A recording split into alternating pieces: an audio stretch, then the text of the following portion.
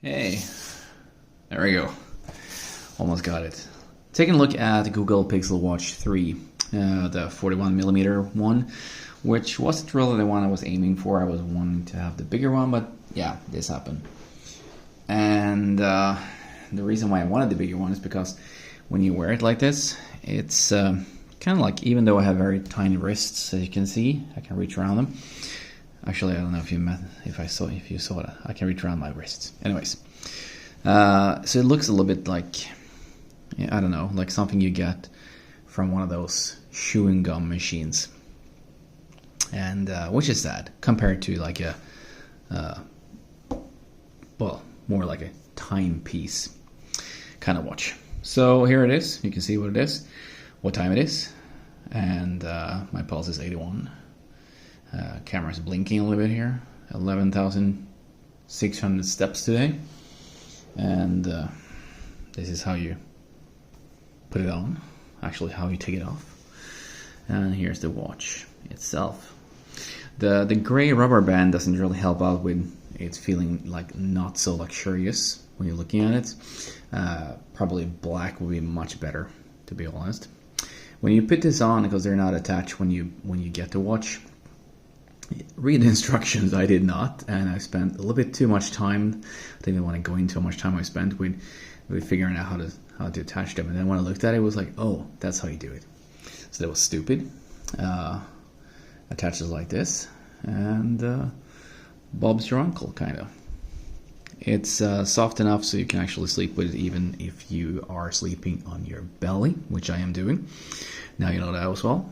And it measures everything this a normal smartwatch does, and then you combine this with Fitbit, and then all of a sudden you have more stuff to look at than you would ever think that you wanted. It covers everything here. It's yeah, it's a lot. It's sort of, yeah, stuff you didn't even know you have there. But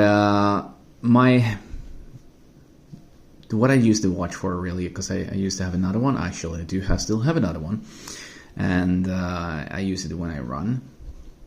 So let's see here. Let's not comment on the times. So this is where I ran. You see fast. This is where I was quick. Here I was like not that quick. That's a very specific area which I know that I just want to give up every time. Doesn't matter how many laps I run. This is 3K, by the way, and it gives you everything average here. It's embarrassing average. Don't look too much at that one, but it has so much stuff here. It's unbelievable. And compared to my other watch, which is a very inexpensive one, this is about 5 or 7 times more expensive than that one. That will also give me my heart rate, the time I've been running, the distance, and a GPS. And when I use this one compared to that one for GPS tracking and other things, they are very similar. I don't know which one is right and which one is wrong, or which is the least wrong, or I don't know, the most right. But either way, if you're just using it for running and no other smartphone purposes, smartwatch rather purposes, then you can definitely have a cheaper one. This is pretty amazing though. I like it, and I get used to having it. One thing which I'm not really a fan of is that it needs charging once a day, especially if you have the always on display. I have tuned down everything. The only thing I have is the pulse, which is all the time. I don't know if you can actually switch that off, because I haven't found that, so that might be a thing. But I even read that Google says it's about 24 hours, which means it's not a 24/7 kind of watch. It's more like a 23/7. So depending on what time you don't want it to record your data, that's when you charge it. And charging it actually takes a bit of time. It's I haven't really timed it, to be all honest, but I put it on the charger, and also the charging thing can stick wrong. I will show you that later. So when you start charging it, it's you leave it there for a bit, you go back, and you're like, okay, 46%, and you come back for after quite a while longer, it's like 76, and it goes on like that. It's not being used to a lot of fast charging items nowadays. It feels kind of slow. let's pause here and I'll go get the charging thing that I should have here already. So I'm back with the charging thing. I just realized that when picking it up, the charger. Anyways, it looks like this. You have magnets there and USB-C. No charging brick comes with it, as per usual nowadays. So here you have the watch, and you got to stick it. Let's see, maybe you stick this instantly. No, this is how it can end up, and it does not charge your phone. So it has to be in the very right position, and I guess it's here then. So this is now it's going to be charging. So that felt kind of annoying at the beginning, the first times I charged it, because I got a connection and I didn't really get that connection. But now it feels kind of, yeah, it's easy. It's not a biggie. But I was surprised. It was like, okay, it sticks, but not really. Yeah, but there we go.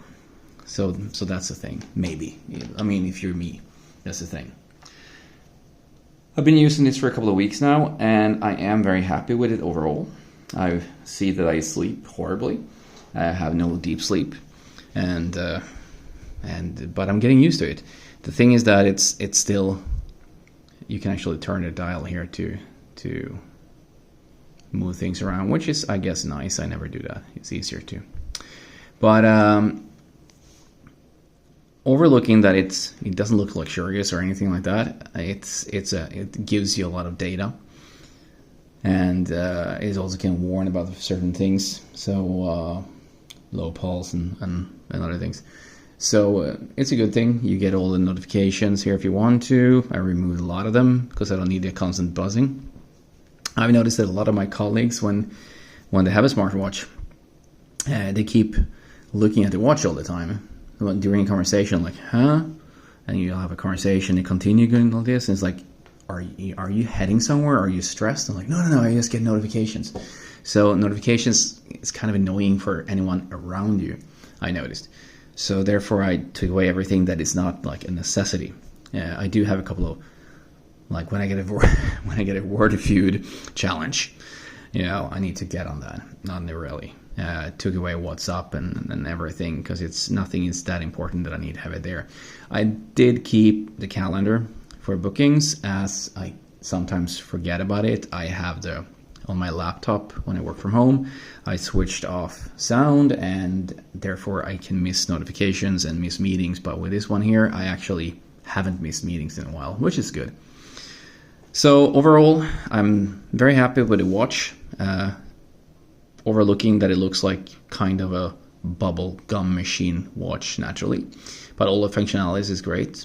I wish I would have better battery life, because that is kind of annoying. Hopefully like a couple of days would be good, not a day. And I'm not sure how that is with the bigger unit, that one that I really wanted, but that's probably going to be so much better, and it's going to be really, really annoyed for the rest of my life regarding that. Who knows? Anyways, this is or are my thoughts regarding the Google Pixel Watch 3. And I wouldn't say to trust anything that, well, you can trust what I said because it's my opinions, but you should actually go and watch someone else's talk about this, someone else's channel, and get more information and more correct information, especially all the data that you get and how you can use it. So that's what I will do. I will watch someone else's channel so I understand if I made a good purchase or not. Anyways, you guys have a good one.